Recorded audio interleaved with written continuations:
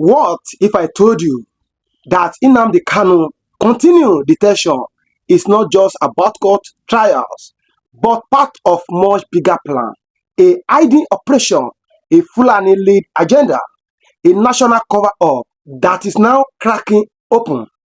Today, we reveal what the Nigerian government never wanted you to know that has just leaked out. It is backed by new evidence that just leaked out. This is not a drill. This is a battle for the soul of a nation.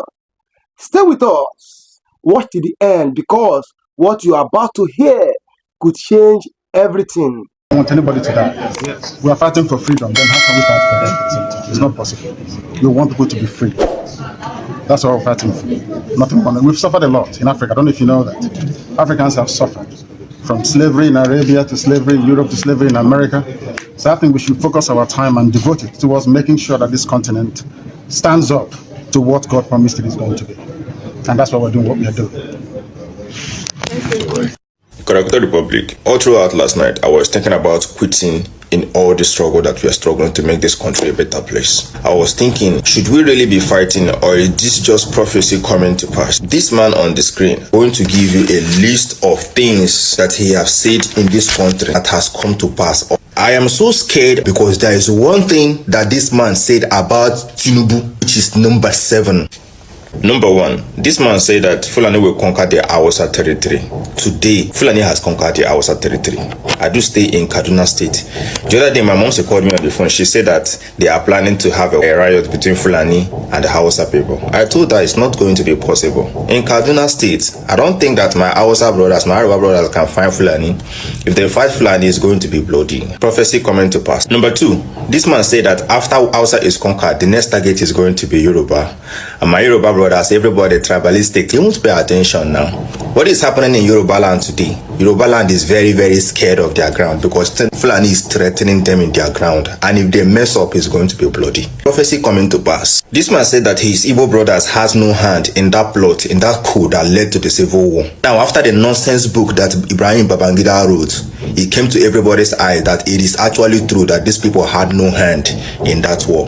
Prophecy coming to pass. This man said that Buhari is a max, he is not royal or something like that. Now there is a question you need to ask yourself. Since Buhari left administration, where is Buhari? No press statement, no press release, no Buhari visited this person, no visit, no nothing. Buhari went ghost. Ask in the comment section, where is Buhari? Number 5, even when people does not know who is Tinubu, he said it that Buhari will take Tinubu on his hand and make him president in this country. He said that Peter Obi should go and sit down because he's never going to win election in this country. Did it happen like that or not? Prophecy coming to pass. Number 6, he said that Fulani is not your brother and is not your friend. My Arab brothers were saying Fulani is their brother, a lot of those, but it is clear to everybody's eyes now that Fulani is men, but they are not your brothers. They are not your friend. Prophecy coming to pass. Number 7, which is greatest of them all, that is getting me scared now, is this man said that Tinubu will destroy this country. He said that Tinubu will destroy this country. It's in Tinubu administration that there was mass striking because there's no money to pay transport, no money to buy fuel, and Tinubu did not say anything. 2, the price is multiplied by 10. Then Tinubu is not doing anything. Number 3, people do 30 days run challenge that put the whole internet space on fire. Tinubu did not say anything. Number 4, people trooped out in mass numbers everywhere. Hunger protests. We are hungry. We are starving. Tinubu did not say or do anything. Number 5, they will buy 50 people here, buy 100 people here, and Tinubu will enter his private jet and go to Paris. Number 6, it is in Tinubu's administration that the same Boko Haram that has brought us in this mess, they are being rehabilitated and some of them allegedly recruited back into our military. Number 7, it is on Tinubu's administration that these Boko Haram are not only attacking the civilian, they are now attacking our military bases, making away with our guns. Tinubu will not say anything. Number 8, now Tinubu is calling ceasefire between Israel and Iran. You won't kill us for this country. That thing that man said that Tinubu will destroy this country, we are very close to it like this. Very, very close. Because now Boko Haram is attacking our military bases, buying our soldiers, carrying all our weapons. And the same Boko Haram are being rehabilitated and recruited back into the military. Any day that Boko Haram conquers the military system in Nigeria, it is done. That prophecy will come to pass. It is done. The silence is breaking. Let's start with the obvious question. Why is Nnamdi Kanu still in detention despite multiple court rulings demanding his release? Why is the government defying its own legal system? Because they are hiding something. For months, insiders have whispered, government staffers, military aides, and even foreign diplomats have hinted there is more going on behind the scenes. New reports leak from confidential source inside the Department of the DSS Service, DSS, reveal that Nnamdi Kanu is not just behind air, he is being studied, monitored, and isolated on purpose. Why? Because of what he represents: a leader too powerful, a voice too influential, a threat to the Fulani agenda. The Fulani grand design. Let's dig deep. The Fulani agenda is not a theory, it is a documented political strategy stretching back over 5 decades. Their goal: dominate the Nigeria political structure from top to bottom. This isn't tribalism, this is about power and total control. Control of the presidency, control of the military, control of the judiciary, control of the oil regions in the south, and control over Biafran voices like Kanu, who resist them. Document leaks from a recent Northern Elders Forum meeting allegedly include a strategy to neutralize Biafran influence in the southeast using internal security pressure, that is code for harassment, arrest, and physiological welfare. And who is enemy number one in this plan?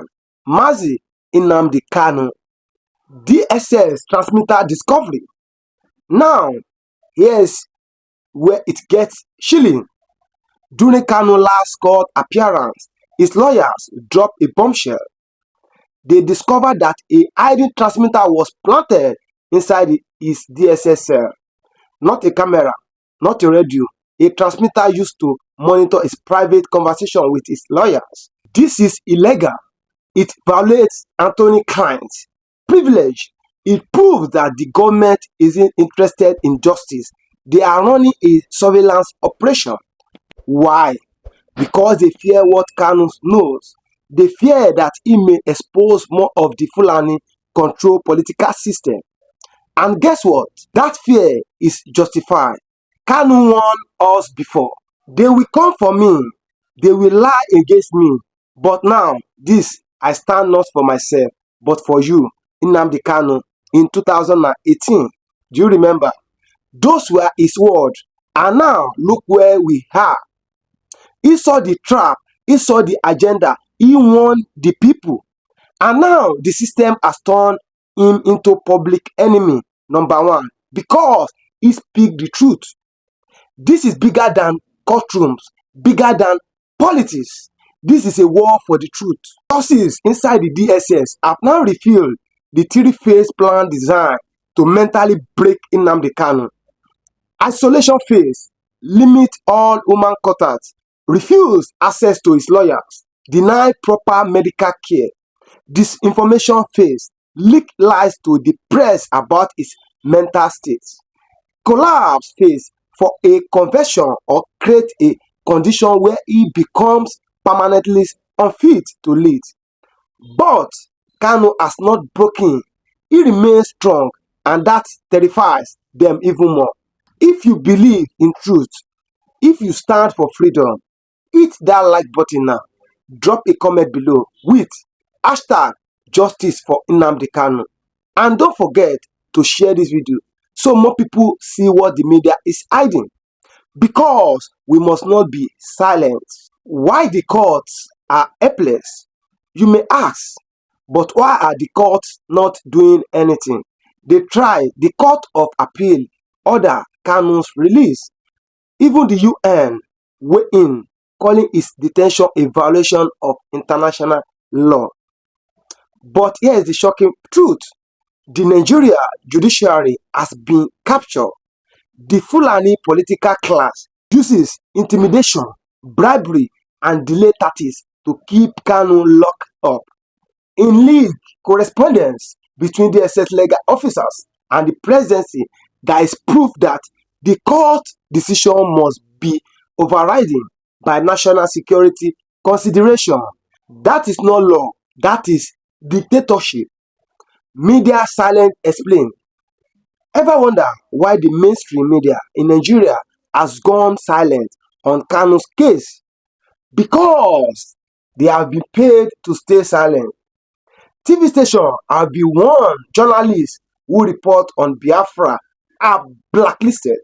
International reporters are denied access. This is why platforms like YouTube, like this channel, are now the last line of truth. But we need your help to keep going. That is why sharing this video matters more than ever. Fulani expansion in the southeast. Now let's zoom out. Why is Kanu such a threat? Because he stands in the way of Fulani expansion into the southeast. Armed herdsmen have invaded Igbo farmlands. Communities are under saga. Traditional rulers are being assassinated and security forces are doing nothing. Why? Because it is part of the plan. Create fear, create dependency, break the will of the people. And without Kanu's voice rising, who will stand for the Igbo people? Kanu and Israel, the unbreakable bond. Another reason the government fears Kanu is alliance with Israel. Kanu has openly declared support for Israel. He raised the Israeli flag. It connected the struggle of Biafra with the survival of the Jewish state.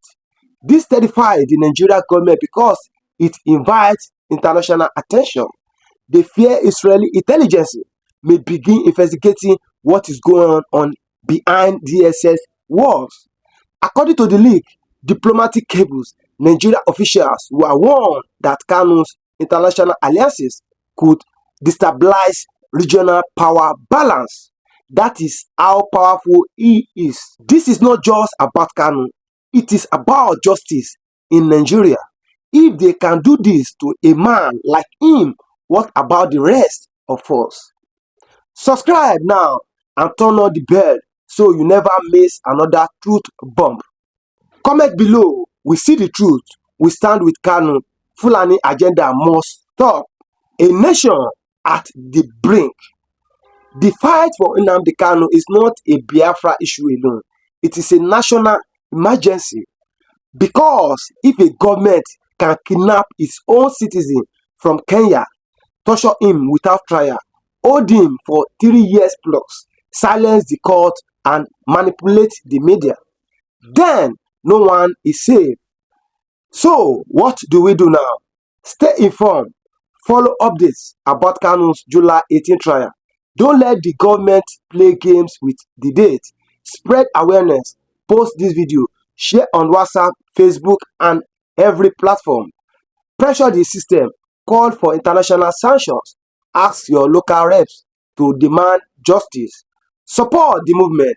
If you are a creator, speak out. If you are a viewer, stay loud. We may be digital warriors, but our voices carry weight. The secret Northern Security Alliance. Why the Nigeria public is focused on court days and DSS operations, a bigger secret has been unfolding behind closed door in northern Nigeria. A quiet military security alliance among key Fulani dominated states. Documents uncovered by insider show meetings between retired generals, state governors, and senior Fulani emirs held to discuss one key issue: maintaining North dominance by suppressing Southern insurrection. The main threat they discuss IPOB and by extension Nnamdi Kanu. They reportedly plan closer surveillance of Eastern youths, targeted arrest of IPOB media voices, funding of anti-Biafra propaganda using northern media houses. This alliance isn't just political, it is military and it is dangerous because it means the struggle for Kanu's freedom is not just against the DSS, It is again a well-funded, well-connected northern allies defense structure. Hiding hands in the military.